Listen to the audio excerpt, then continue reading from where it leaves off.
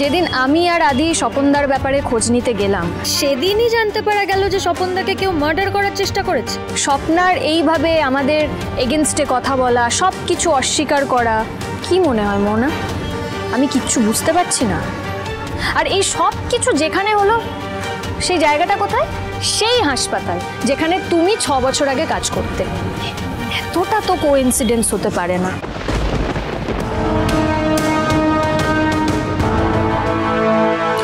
শোনো মোহনা, 1 আর 1 যোগ করলে না 2ই হয়। আর এই হিসেব মেলাতে গিয়েই আমি বুঝতে পেরেছি যে সব কিছুর পেছনে তোমার হাত আছে। তুমি তোমার 6 বছর আগের অতীতকে লুকোনোর জন্যই এত কিছু করছো। কি ভেবেছো আমি কিছু জানি না? স্বপনদাকে খুন করা, স্বপনদার বোন স্বপ্নাকে হঠাৎ করে আমাদের এগেনস্টে এইভাবে কথা বলানো, এগুলো তো এমনি এমনি হচ্ছে। শোনো মন, মাঠে যখন আমি নেমেছি তখন সেই মাঠের ইতিহাস ভূগোল সবটা বের করে সেই মাঠে তোমাকে দৌড় করিয়ে হারিয়ে তারপর আমি থামব।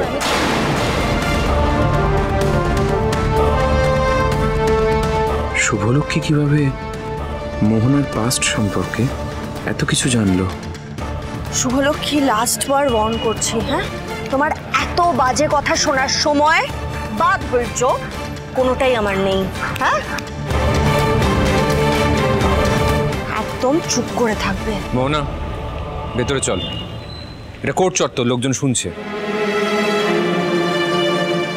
শুভলক্ষ্মী এখন তুমি এইসব কথা কেন বলছো আমি জানি না।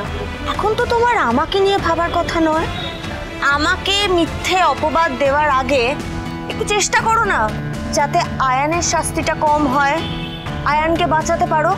যদিও তুমি চেষ্টা না করলেও আমার আয়ানকে আমি বাঁচিয়ে নেব। আয়ান আমার কাছেই ফিরবে, কারণ আয়ানকে আমি ভালোবাসি। আয়ানই আমার সব কিছু। ওটাকে ভালোবাসা বলে না, ওটাকে অবসেশন বলে, যেটার জন্যে আমার আদির শুধু একটার পর একটা ক্ষতি হয়ে যাচ্ছে। তবে তুমি চিন্তা করো না, আমার স্বামী তো কোনো অন্যায় করেনি, আর এটা তো তুমি আমার থেকেও বেশি ভালো করে জানো। তাই আমার আদি এমনিই বেঁচে যাবে। তুমি চেষ্টা করলেও বাঁচবে, না করলেও বাঁচবে। তুমি বরং একটা কাজ করো মন, তুমি বরং একটু নিজেকে নিয়ে সাবধান, কারণ এবারে তুমি আর আমার হাত থেকে বাঁচবে না। তোমার সব সত্যি এবার আমি টেনে বের করেই ছাড়ব।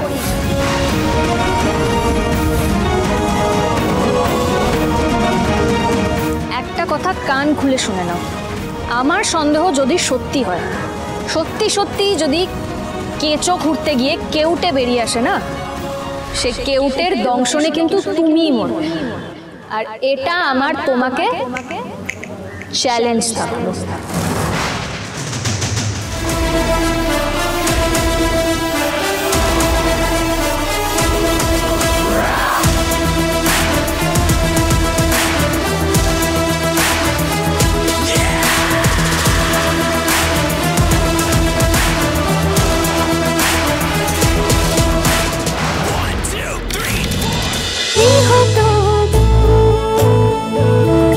গৃহপ্রবেশ সোম থেকে রবি রাত 10টায় স্টার জলসায় ও জিও হটস্টারে।